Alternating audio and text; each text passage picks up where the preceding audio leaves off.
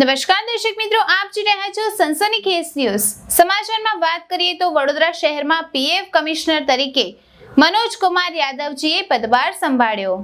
વડોદરા ખાતે PF commissioner Manoj Kumar યાદવે charge સંભાળ્યો છે। 1998ની બેચના મનોજ કુમાર યાદવે 23 વર્ષની કારકિર્દીમાં મોટા ભાગે પીએફ કચેરીમાં કામ કર્યું। અગાઉ દહેરાદૂન, નોઈડા કામ કરી ચૂક્યા છે। વડોદરામાં આવીને તેઓ વડોદરા ક્ષેત્રમાં નોકરિયાત વર્ગ માટે પીએફ કચેરી દ્વારા તેમના ક્લેમ પાસ કરવા માટેની મુશ્કેલીઓ દૂર કરવા માટે પ્રાધાન્યતા આપવા ઈચ્છે છે।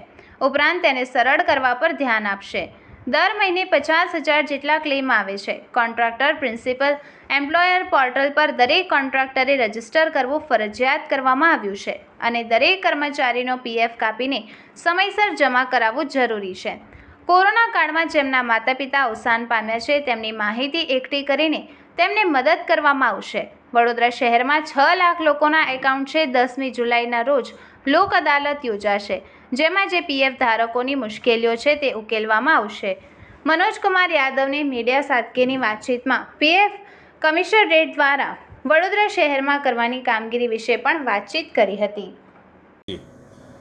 सबसे पहले तो मैं आप सभी का स्वागत करता हूं कि आप लोग एक छोटे से इन्फॉर्मेशन पे आए और हमारे इस प्रेस कवरेज दे रहे हैं। Thank you. मैंने यहाँ पे ज्वाइन किया है कल, और इससे पहले मैं देहरादून और नोएडा के कार्यालयों में रह चुका हूँ और 1998 बैच में ज्वाइन किया है मैंने यूपीएससी के थ्रू। तो 22-23 साल की हमारी नौकरी हो गई है और यहाँ पे ईपीएफ जो कार्यालय है ये अभी इंडिया के कुछ बहुत अच्छे कार्यालयों में से है, बहुत अच्छे ऑफिसेस में से है, बहुत अच्छा काम कर रहा है, बहुत बड़े सब्सक्राइबर बेस को ये सर्विसेज दे रहा है। इसमें ऑलरेडी कंप्यूटराइजेशन का प्रोसेस शुरू हो चुका है और काफ़ी हद तक यहाँ पे लोगों के पास पीसी है, कंप्यूटर्स हैं, स्टाफ पूरा हमारा वेल ट्रेंड है और यहाँ पे ऑनलाइन सर्विसेज हम और मेरे ख्याल से सेटिस्फैक्ट्री से भी अच्छा, काफ़ी अच्छी सर्विसेज हम दे रहे हैं।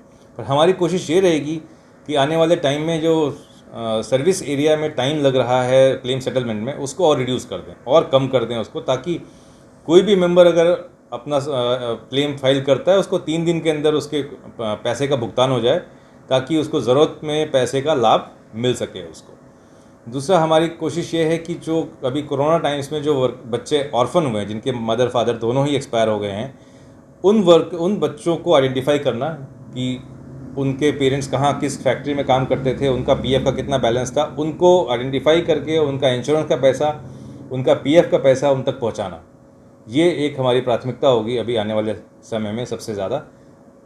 और दूसरी जो प्राथमिकता है वो है आधार नंबर, आधार के डेटाबेस में जो नेम और फादर्स नेम और डेट ऑफ बर्थ है वो, और हमारे पीएफ के डेटाबेस में जो डेटा है ये तीनों फील्ड्स के, उसको मैच कराना। इससे फ़ायदा क्या होगा, ये तीनों डेटा फील्ड मैच कर जाएंगे तो लोगों को ऑनलाइन सुविधाओं का लाभ मिलेगा और उनको हमारा सिस्टम खुद ही प्रोसेस कर देगा क्लेम को। अभी जैसे क्लेम आता है वो ऑनलाइन फाइल करते हैं तो मेरे बाबू के पास आता है, उसकी लॉगिन में वो वहाँ से प्रोसेस करता है उसको। जब ये ऑनलाइन हो जाएगा, सारी चीज़ें मैच कर जाएंगी, तो मैक्सिमम चीज़ें सिस्टम अपने आप प्रोसेस कर देगा। क्लेम को किसी आदमी की ज़रूरत नहीं पड़ेगी, सिस्टम अपने आप उसको क्लेम प्रोसेस कर देगा, पैसा उनको मिल जाएगा।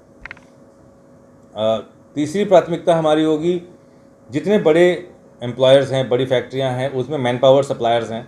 मैन पावर सप्लायर्स के लिए एक प्रिंसिपल एम्प्लॉयर पोर्टल बना हुआ है। इस प्रिंसिपल एम्प्लॉयर पोर्टल में उनको सभी मैन पावर सप्लायर्स को, कॉन्ट्रैक्टर्स को रजिस्टर करना होता है, ताकि पता चल सके कि कौन सी कंपनी में कौन सा कॉन्ट्रैक्टर है और वो अपने वर्कर्स का पैसा भर रहा है, नहीं भर रहा है, कंप्लायंस कर रहा है, नहीं कर रहा है, सिस्टम पर हम चेक कर सकते हैं उसको। तो ये हमारा प्रयास है कि वो इंश्योर करें कि जितने भी बड़े एम्प्लॉयर्स हैं, बड़ी फैक्ट्रियां हैं, वो जो कॉन्ट्रैक्टर्स को एम्प्लॉय कर रहे हैं, वो लोग प्रिंसिपल एम्प्लॉयर पोर्टल पे अपने सारे कॉन्ट्रैक्टर्स का डिटेल्स, पीएफ नंबर, उनके वर्कर्स का डिटेल्स सब उस पर डालें, ताकि वो वेरीफाई हो सके। अगर कोई कंप्लायंस में कोई कमी है, कोई प्रॉब्लम है, तो वो आइडेंटिफाई हो सके और जल्दी चीज़ों को हम पकड़ सकें और उनके खिलाफ कार्रवाई कर सकें। और मेरा फोकस सर्विस एरिया को बहुत अच्छा करने का है कि यहाँ के जो हमारे वडोदरा के सब्सक्राइबर्स हैं, उनको अपने ज़रूरत के समय पे प्रोविडेंट फंड का पैसा बिना किसी प्रॉब्लम के मिल जाए, ये मेरी सबसे बड़ी प्राथमिकता होगी। और उनका जो प्रोविडेंट फंड का पैसा है, अगर वो एलिजिबल कंपनी में काम कर रहे हैं जहाँ पे पीएफ लागू होना चाहिए, तो वो उनको मिलना चाहिए और इसके बीच में कोई आना नहीं चाहिए। उनके पीएफ के पैसे के बीच में और उनके बीच में उनका हक है प्रोविडेंट फंड का बेनिफिट लेना, और उनको डेफिनेटली हम दिलवाएंगे। बात करें सर, तो जो कॉन्ट्रैक्टर होते हैं उनको भी अपने जो एम्प्लॉई है, कामगार रखते काम पर, उनके लिए भी लोन करना जरूरी है। कुछ बदलाव है नियम में? कोई छुटलाव नहीं है, उनको कंपलसरी है। जो भी बड़ी फैक्ट्री में कॉन्ट्रैक्टर है उनको एक पहले दिन से ही, जिस दिन से वो वर्कर काम कर रहा है उस दिन से ही उसका पीएफ काटना है और उसको हमारे यहाँ हर महीने जमा करा देना है 15 तारीख से पहले। अगर ऐसा कोई कॉन्ट्रैक्टर छोटे मोटे हैं वो नहीं करते तो क्या कार्रवाई की जाएगी उनके खिलाफ? उनके खिलाफ हमारे यहाँ सबसे पहले इंक्वायरी होती है, उसका इंक्वायरी करके उसको समन किया जाता है, यहाँ पे बुला के उसका सैलरी रजिस्टर मांगा जाता है। तुमने कितनी कितनी सैलरी दी, उस सैलरी का 12% एम्प्लॉय शेयर, 12% एम्प्लॉयर का जो हिस्सा होता है वो मिला के उसका असेसमेंट होता है। असेसमेंट का ऑर्डर पास होता है। ऑर्डर पास होने का 15 डेज़ का उसको टाइम मिलता है पैसे भरने का। 15 दिन बाद अगर वो पैसा नहीं भरता है तो फिर हमारे यहाँ से उसके खिलाफ रिकवरी की कार्रवाई होती है, जिसमें उसका बैंक अटैचमेंट होता है, उसकी प्रॉपर्टी की अटैचमेंट हो सकती है, उसको अरेस्ट हो सकता है। तो ये तीनों चारों कार्रवाइयाँ इकट्ठी होती हैं, क्योंकि ये जो पैसा वर्कर का है उसने अपनी मेहनत से जो इकट्ठा किया है, इसको कोई भी उसका हक नहीं मार सकता।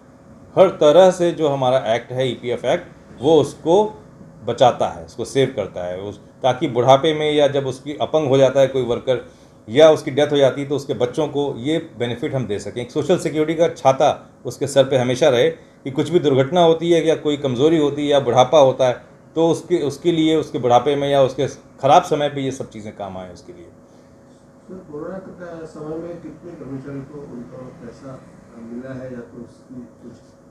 देखिए, अभी मैं देहरादून से आ रहा हूँ, तो देहरादून में आप लोगों ने देखा होगा एक दुर्घटना हुई जिसमें डैम टूट गया और कई लोग बह गए थे।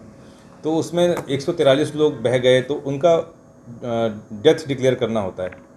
डेथ डिक्लेयर करने के एक हफ्ते के अंदर हम लोग उनको उनका पेंशन, उनका इंश्योरेंस का पैसा, इंश्योरेंस भी 7 लाख रुपए हो गया आजकल, उनके विडोज़ को वो पैसा पूरा दे रहे हैं और पेंशन दे रहे हैं विडो को भी और 2 बच्चों को 25 साल की उम्र तक, प्लस उनके पीएफ खाते में जो उनका बैलेंस है वो दे रहे हैं।